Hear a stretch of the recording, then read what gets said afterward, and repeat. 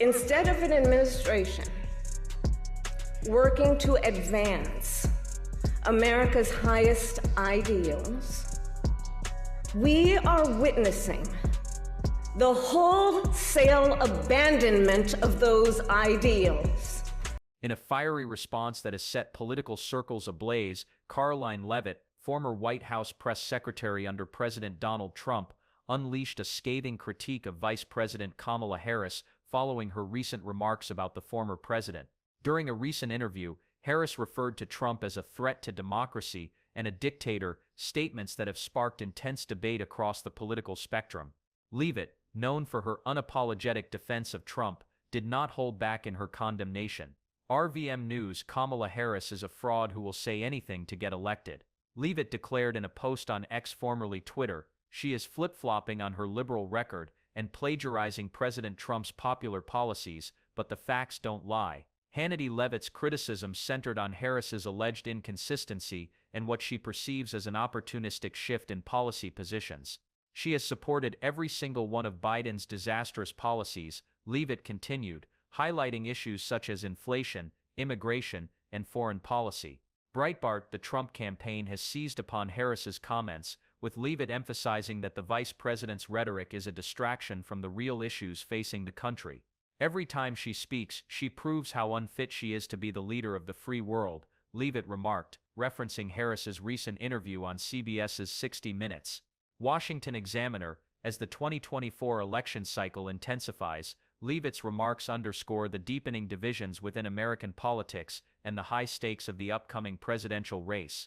With both sides accusing each other of undermining democracy, the battle for the nation's future continues to unfold in the public eye. Karoline Leavitt, never one to pull punches, exploded onto social media and news circuits with unfiltered rage after Vice President Kamala Harris made one of the most pointed accusations yet about Donald Trump during a high-profile policy forum in Washington.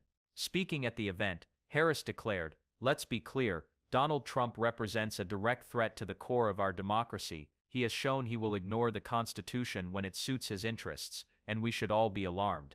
The moment was intended to stir the Democratic base and draw sharp contrast ahead of the 2024 general election, but it also unleashed a wave of Republican fury, with Leavitt leading the charge.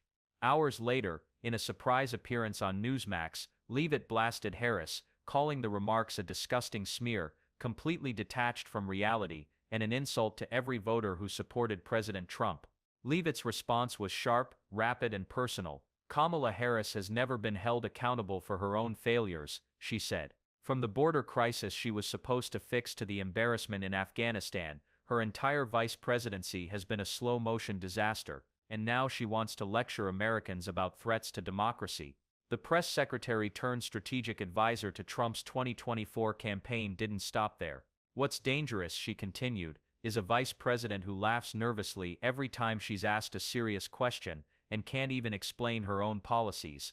What's dangerous is a White House that sends Kamala Harris out to spread fear and division instead of results. She's scared, and she should be." The comment went viral. Conservative influencers reposted clips of Leavitt's remarks, pairing them with montages of Harris's most awkward public moments and headlines about crime, inflation, and the border. Meanwhile, Trump himself reposted Leavitt's Newsmax appearance on Truth Social with his usual flair. "Karoline tells it like it is. Kamala is a joke, total disaster for America." Political commentators were quick to seize on the exchange. Some noted that this wasn't just typical campaign season back and forth. The border is now closed, and the Biden border invasion has been halted. Illegal border encounters are down by 95%.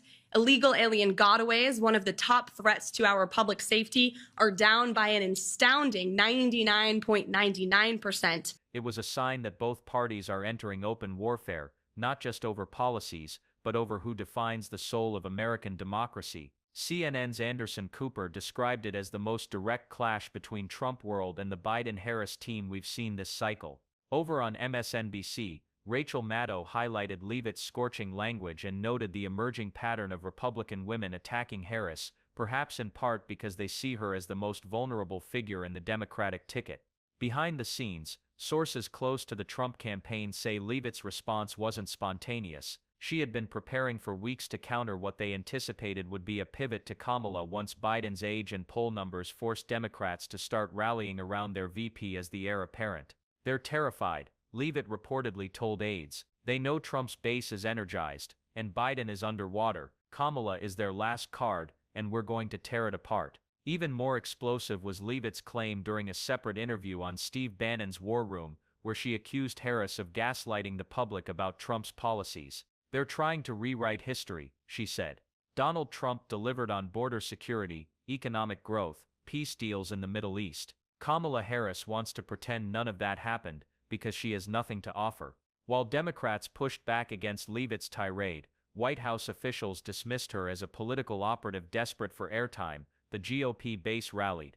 Within 48 hours, fundraising emails quoting Leavitt's remarks were sent out by multiple Republican PACs. Conservative talk radio hosts played audio of her speeches on loop, praising her clarity and no-nonsense tone. Meanwhile, Harris stayed silent, refusing to comment directly on Leavitt's attacks, but Democratic strategists suggested the vice president would welcome the comparison. If Republicans want to make this campaign about who's more out of touch, Kamala Harris or Donald Trump's cheerleaders, they're going to lose suburban moderates all over again, said one senior DNC official. But the political implications go even deeper. Leavitt's rising profile signals the Trump campaign's intent to go all in on culture war messaging, portraying Harris not just as ineffective but dangerous. At a time when Biden's vulnerabilities are front and center, Leavitt is helping pivot Republican fire toward Harris, forcing Democrats to defend her while simultaneously grappling with internal questions about 2024 leadership.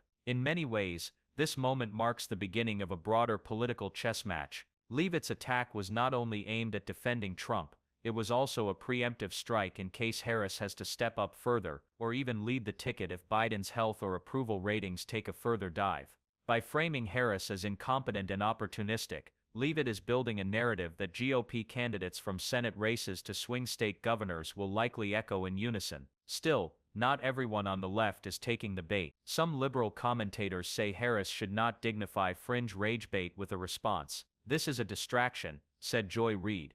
They know they can't run on policy, so they're running on outrage. Regardless, the moment stands as one of the most direct ideological and personal attacks yet of the election season. Leavitt, once a relatively low-profile communications aide, has now become a megaphone for Trump's strategy, turning every criticism of the former president into a media spectacle, and every campaign talking point into a moral war cry.